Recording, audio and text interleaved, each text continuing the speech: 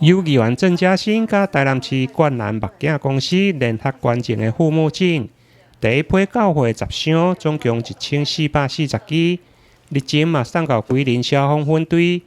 将分送予第一线的消防人员来使用。加上现在正进行新冠疫苗的注射，卫生所的医护人员甲职工长辈等，议员嘛一一前往递送。这一次很刚好。我这边就媒合跟这个我们冠南眼镜公司蔡董事长，首先要真的很感谢他。我们这一次一共有捐赠给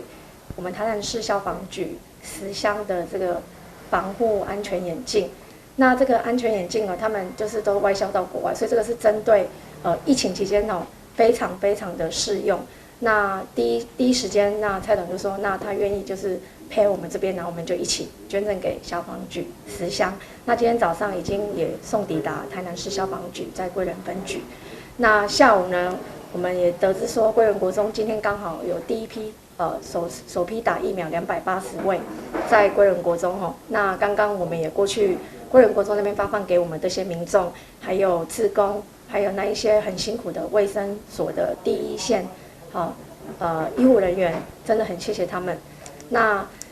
我在这边也要呼吁大家，可以用登记的方式来我的服务处，那给我们新丰区的民众一个人限1支，因为数量真的有限，所以民众只要在脸书在我们的脸书郑嘉欣市议员的脸书来登记，就可以来服务处索取。除了第一线医护甲消防救护人员以外，另外，议员嘛开放新丰区的民众免费来索取，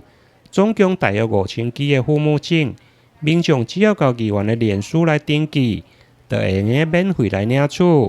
因为数量有限，因此限制一人1支，送完为止。台南新闻林根刘品言采访报道。